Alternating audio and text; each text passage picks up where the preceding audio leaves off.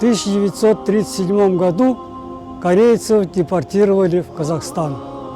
Это страшное время я помню до сих пор, потому что такое, наверное, не забывается, хотя мне было не более 4 лет. Нас ночью перегрузили товарные вагоны, которые совершенно не были приспособлены для перевозки людей.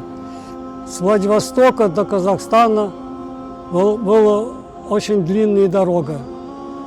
Ехали почти 1 месяц. Это было с сентября по октябрь месяц.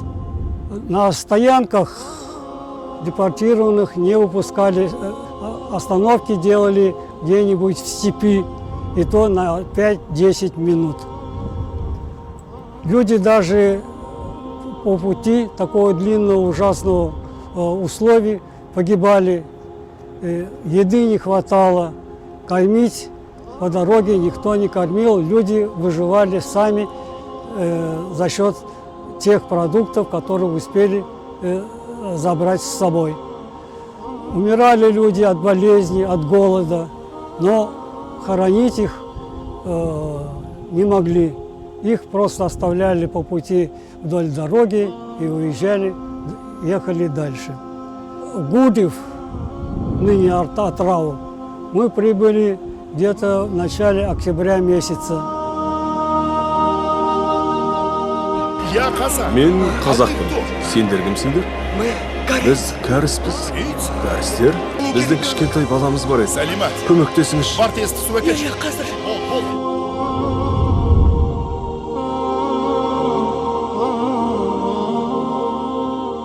Уже было прохладно, и вот нас привезли на безымянный остров Печной.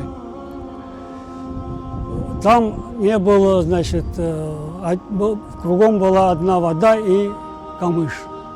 Люди стали копать землю, строить землянки. Вот. И благодаря этим землянок хорошим строительным материалом оказался камыш, которым накрывали и сверху, и строили, перекрывали эти землянки. Питались в основном рыбой. Рыбы было много.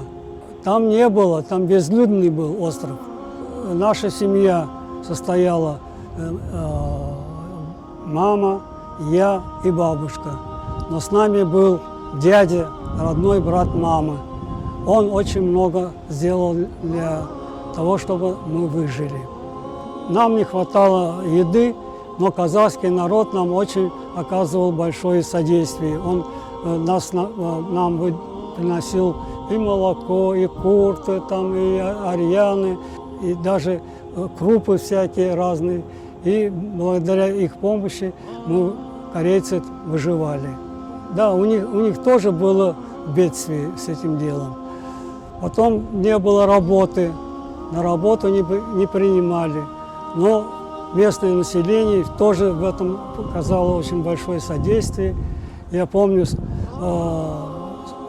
кирпичного завода один дядя, казах, помог моей маме устроиться в детский сад воспитательницей.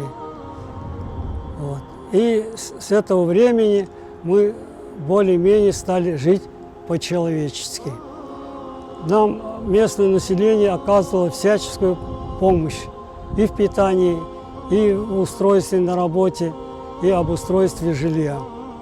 Казахстан для нас стал, это наша родина, где кроме меня все родились в Казахстане, и мы очень благодарны, что мы именно проживаем в Казахстане, что это многонациональное государство, и мы живем в дружбе и согласии.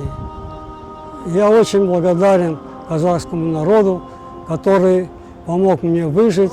Если бы не они, то я в возрасте 4 лет не мог бы выжить